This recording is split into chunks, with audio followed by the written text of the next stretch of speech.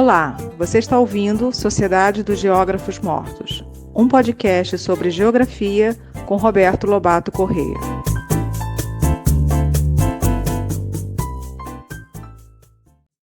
Olá pessoal, boa tarde. Vamos dar início ao nosso quarto episódio de Sociedade dos Geógrafos Mortos e segundo episódio do tema Escala e Geografia.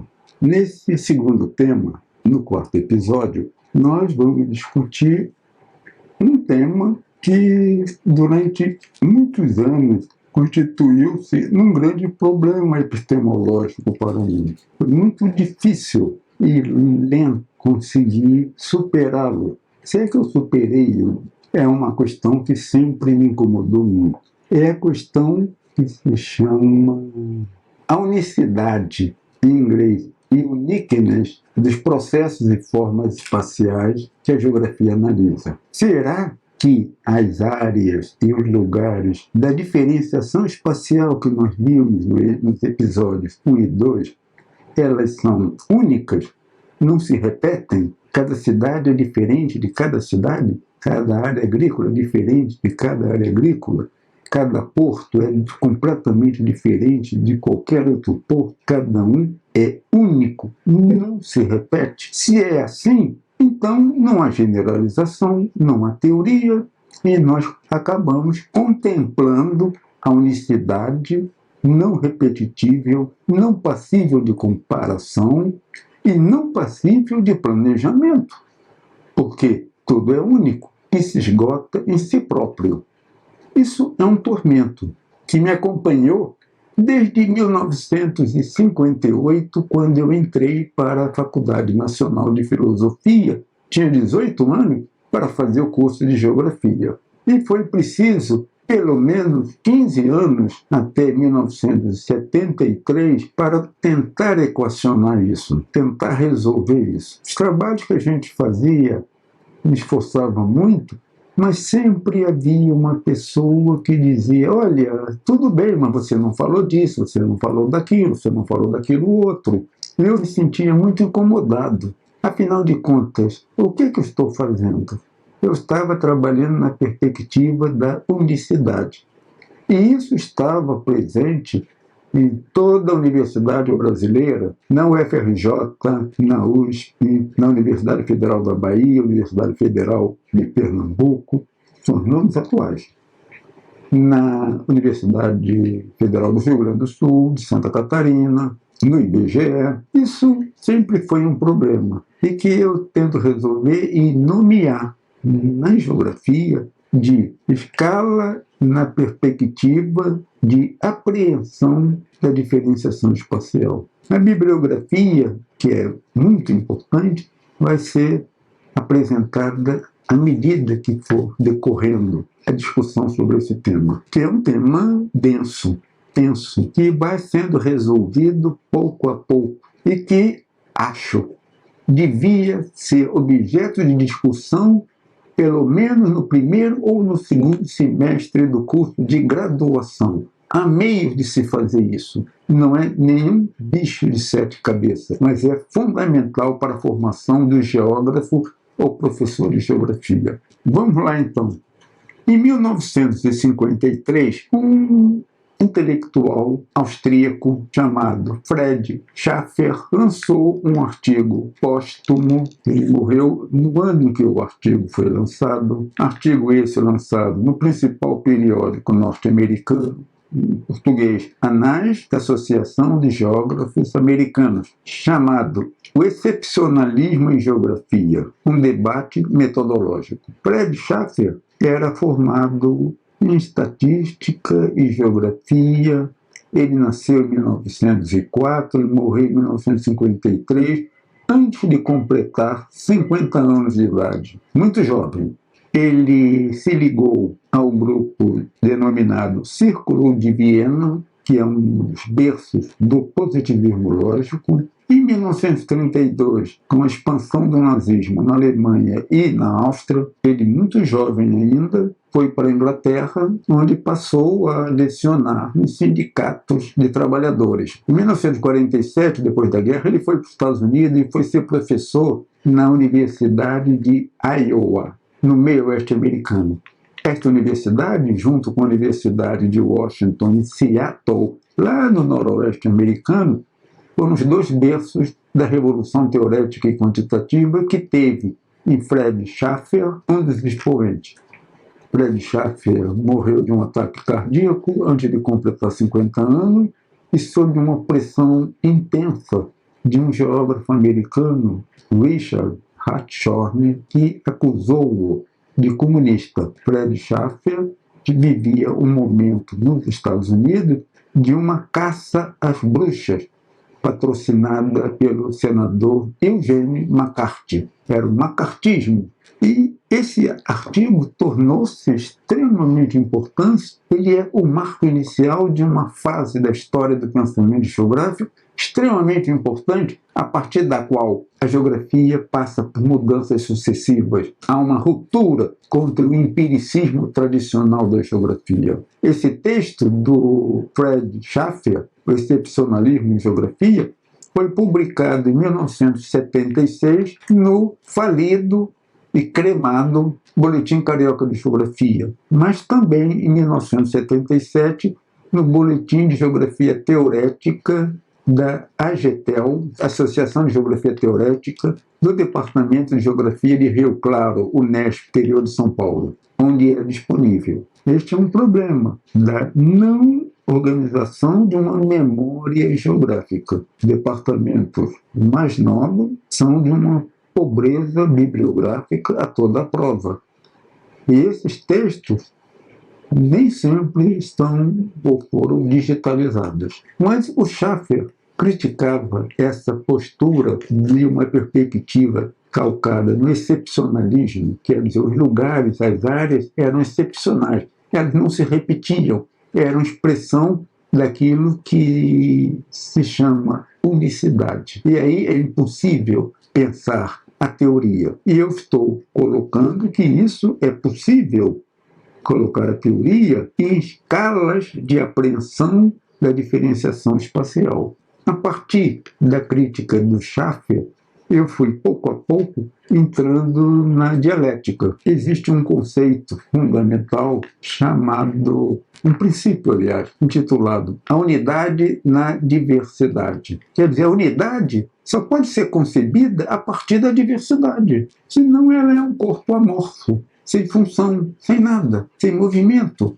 A unidade só existe na diversidade. Ou seja, existe nos elementos componentes e que formam a diversidade de uma dada unidade dois princípios básicos. O princípio da interação, todas as partes se conectam entre si e que faz com que uma ganhe propriedade da outra, e o princípio da relativa autonomia. Eles são interrelacionados, mas gozam de uma relativa autonomia.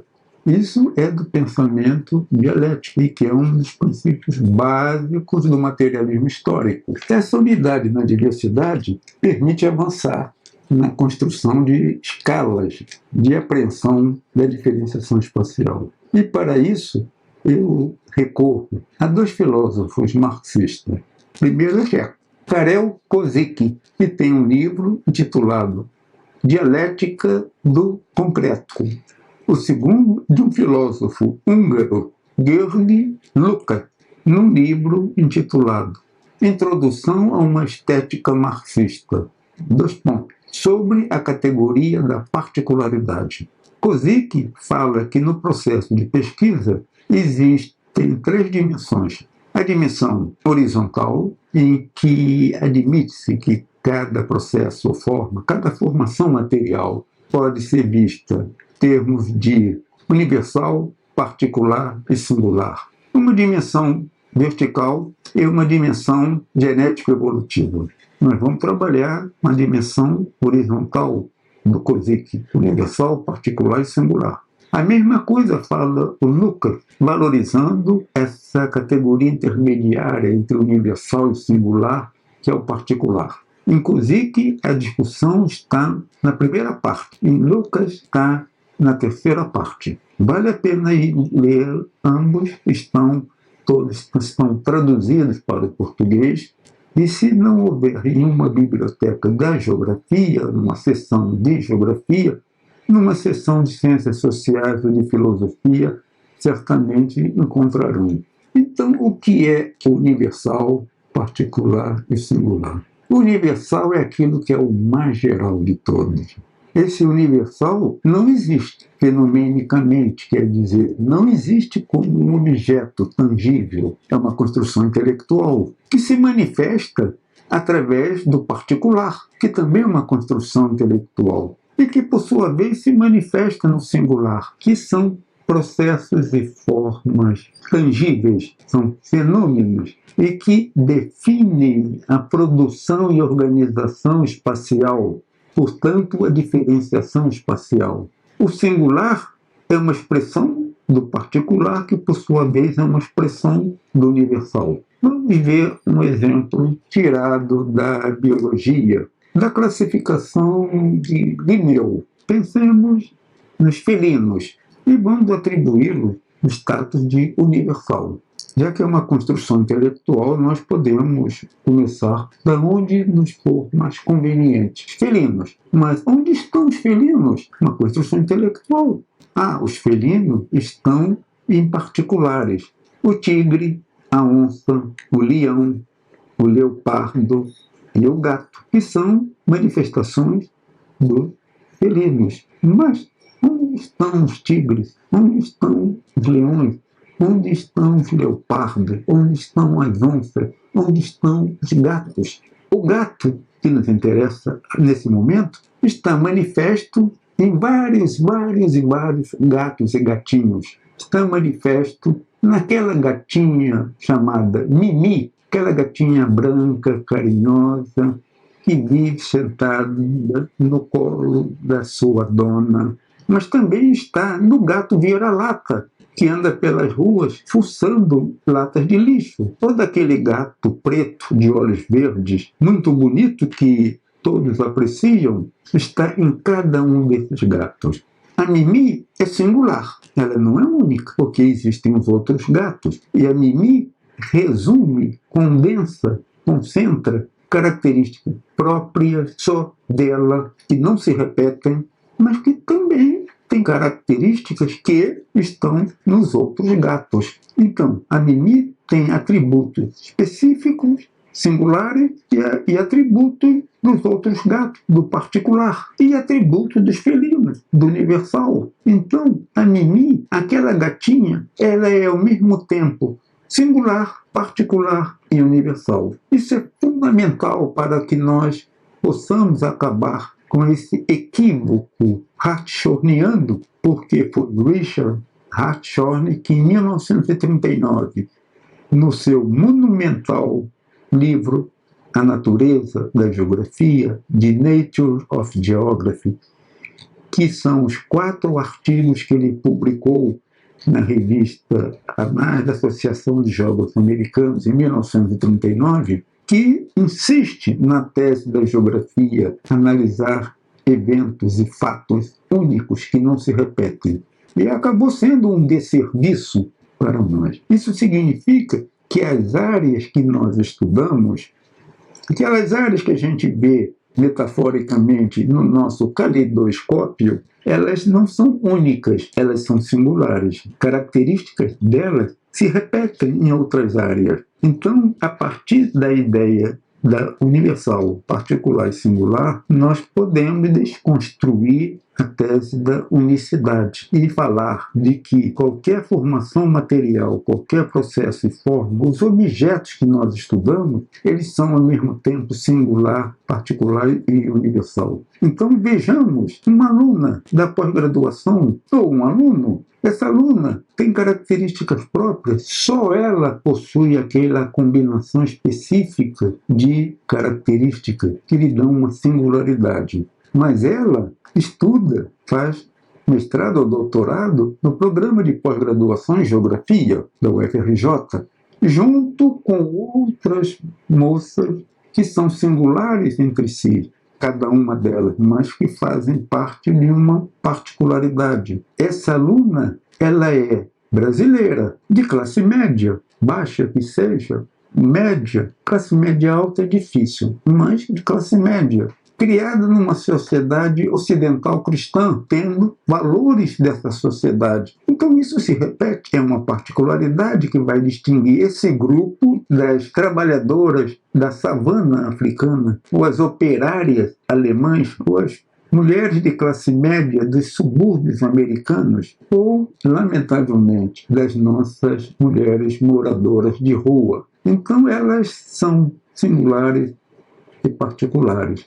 Mas todas elas são mulheres, pertencem a uma categoria universal. Isso nós podemos fazer também para o espaço. Mas tudo isso pressupõe que nós introduzamos um pensamento teórico. E aí o termo teoria significa, nesse contexto, simplesmente a possibilidade de você superar o objeto, fenômeno que se depara à nossa frente, transcender o que aparentemente é único. E essa transcendência nos encaminha a um nível mais elevado, que é a teoria, da qual a geografia é pobre, a despeito dos progressos feitos muito recentemente, mas pobre não de teorias sociais, mas de teoria da geografia. Teorias de natureza morfológica, como já em 1953 sugere o Fred Schaffer. E essa teoria é tão importante para o desenvolvimento da geografia que aprendi isso com o meu colega Paulo César da Costa Gomes, numa conferência que ele fez. Que teoria é tão importante, ela era tão importante para os gregos, que a palavra teoria tem a raiz teo, que quer dizer Deus. Teoria é aquilo que vem de Deus, dizem os gregos. É mesmo teo, é a mesma raiz de teologia, o estudo de Deus, ou de teocracia, um governo religioso. E realmente a teoria é fundamental para o desenvolvimento da geografia. Inclusive para superar essa visão que o Fred Schaffer chama de ideográfica. Atenção, 2 Is. Ideográfico, a descrição daquilo que é próprio, que é único. Não confundir com ideográfico, com E ou E. Por favor, ideográfico. Esta é uma construção que vem do final do século XIX por um filósofo alemão, filósofo da ciência, Windelband, que distingue as ciências ideográficas, aquelas que pesquisam aquilo que é próprio, o único, e as ciências nomotéticas, aquelas que pesquisam, estão à procura de leis, regras e princípios. Bom, vamos pensar um pouco na geografia. Como é que nós podemos encaminhar para a superação da visão ideográfica e podemos criar escalas de apreensão da diferenciação espacial? Primeiramente, um exemplo banal, com termos meio fora de moda, mas é suficiente para aquilo que se deseja. Pensemos nos países capitalistas, universal. Pensemos que esses países capitalistas podem ser divididos em 2 grupos: países capitalistas desenvolvidos e os países capitalistas subdesenvolvidos. Particular. E os singulares. Quais são os países singulares que pertencem ao particular, países desenvolvidos? A Suécia, a Dinamarca, a Alemanha, a França, Reino Unido, Estados Unidos, Japão. E quais são os exemplos de países subdesenvolvidos? Honduras, Bolívia, Camarões, Nigéria, Sri Lanka, etc, etc, etc. Não acaba mais. São exemplos bastante simples. A Nigéria ou Honduras não são únicos, são singulares dentro desse quadro de subdesenvolvimento, que é um quadro particular, inscrito numa universalidade dos países capitalistas. Vamos ver um outro exemplo. Agora, falando do Rio Grande do Sul. Pensemos numa pequena cidade chamada Três Passos. Três Passos está no noroeste gaúcho. na região conhecida como Alto Uruguai, onde o rio Uruguai, que corre de leste para oeste, volta a correr na direção mais ou menos sul. Deixa a fronteira catarinense e passa a fazer fronteira com a Argentina, com a província de Entre Rios. Três Passos é uma cidade singular, junto com 3 de Maio, Frederico Westphalen e outras. São pequenas cidades do Alto Uruguai. Nós podemos então dizer Três Passos é singular, as pequenas cidades do Alto Uruguai particular e as pequenas cidades gaúchas universal. Três Passos então pode ser comparada ou pode ser vista à luz de outras singularidades. 3 de Maio, Frederico Westphalen, na mesma região, do Alto Uruguai, e vistas à luz da rede urbana, das pequenas cidades gaúchas. Ela não é única. Mas vamos avançar um pouco mais ainda e considerar a flexibilidade possível nesse jogo escalar entre universal, particular e singular. Isso não é uma caixinha que se encaixa uma na outra, como aquelas bonequinhas russas encaixadas uma dentro das outras. A maior encaixa uma menor, que encaixa uma outra menor, que encaixa uma outra menor e uma pequenininha, e que você vai tirando uma de outra. Muda a escala dimensional, mas não muda nada. É a mesma bonequinha, reproduzida em tamanhos diferentes, encaixadas uma nas outras. É um famoso boneco russo. Para a perspectiva do universal particular e singular, está deslocada. E é isso que nos interessa. Esse universal particular e singular não são fixos, como se um encaixasse necessariamente um no outro. Todos os singulares de uma mesma tipo enquadram-se, encaixam-se em um particular do mesmo tipo e de um mesmo universal. Isso é flexível, porque, afinal de contas, nós trabalhamos não com o mundo real, mas com objeto construído. Então, vamos ver o nosso exemplo das cidades do Noroeste Gaúcho. Eu posso selecionar para estudo Três Passos, pequenas cidades do Alto Uruguai, pequenas cidades gaúchas, singular, particular, universal. Mas eu posso considerar como singular as pequenas cidades do Alto Uruguai, que antes eram particular, agora são singular. Eu posso dizer que o Rio Grande do Sul é o meu particular e não mais universal. E posso acrescentar, ter como referência as pequenas cidades do sul do Brasil. Eu construo aquilo que eu denominarei de universal, particular e singular, o que abre para nós o campo, delimita o nosso objeto de pesquisa. Mas eu creio que há muita coisa ainda a ser estudado e passado para a geografia. Essa é uma questão extremamente interessante. O último tópico que eu quero chamar a atenção, nesse momento, minha cabeça fervilha quando eu me deparo com essa temática, é que, a partir do universal, particular e singular, dessas escalas de apreensão da diferenciação espacial, eu tenho o estudo de caso e o estudo comparativo. O estudo de caso definitivamente não é o estudo de um pequeno lugar. Eu vou fazer um estudo de caso. O que você vai estudar? Eu vou estudar tal cidade, eu vou estudar tal área agrícola. Mas por que isso é estudo de caso? Estudo de caso vem da psiquiatria, quando um paciente de um determinado médico que segue uma determinada corrente vê o seu paciente como um caso, um singular, dentro da teoria de Freud, Lacan ou quem quer que seja. Então, o estudo de caso pressupõe uma teoria. Não é pegar qualquer área e aquilo é meu estudo de caso. Não é. Aquilo é um estudo ideográfico que o senhor está fazendo. Estudo comparativo é quando nós comparamos dois casos, duas situações singulares. Pode-se complexificar isso, mas vamos ficar no mais simples. Duas situações singulares. E eu comparo uma com a outra. A comparação não significa que você vai estudar uma área ou cidade selecionada de cabo a rabo e depois estuda outra de cabo a rabo. E depois compara os resultados. Não é isso. Estudo comparativo pressupõe a seleção de uma problemática de indicadores e variáveis específicas. E vamos comparar uma com a outra passo a passo. Então, a área A e a área B. Variável 1 na área A e na área B. Variável 2, comparo na área A e na área B. Variável 3, eu comparo na área A e na área B. E assim por diante. Aí eu posso ver quais são as semelhanças e diferenças.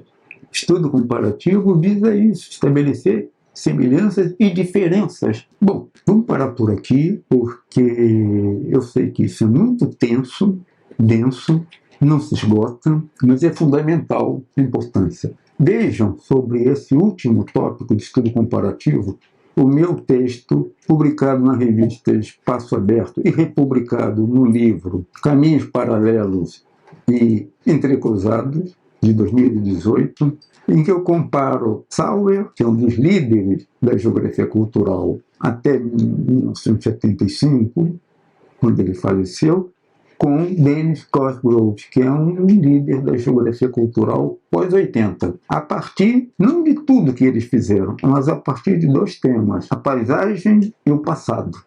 Ali tem um modelo de estudo comparativo. Bom, vamos parar por aqui, leiam isso, leiam e releiam. Mas, para terminar, depois desse episódio tenso, eu vou sugerir apenas uma sugestão, que vocês ouçam uma música relaxante, uma música que acalme. E eu vou sugerir que ouçam uma música que foi produzida na década de 1860 e que é talvez o melhor exemplo de uma música que se tornou universal. Tem o maior número de interpretações em inúmeras línguas, com versões distintas, com Julio Iglesias, Plácido Domingo, Elvis Presley, Nana Mouskouri e a dupla caipira do passado, Tonico e Tinoco. A música chama-se La Paloma e a minha sugestão é para que ouçam a interpretação de 2 músicos brasileiros, Paulo Moura no saxofone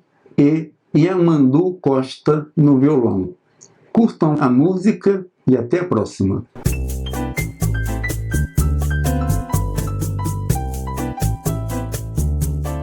O podcast Sociedade dos Geógrafos Mortos tem produção de Rafael Lia.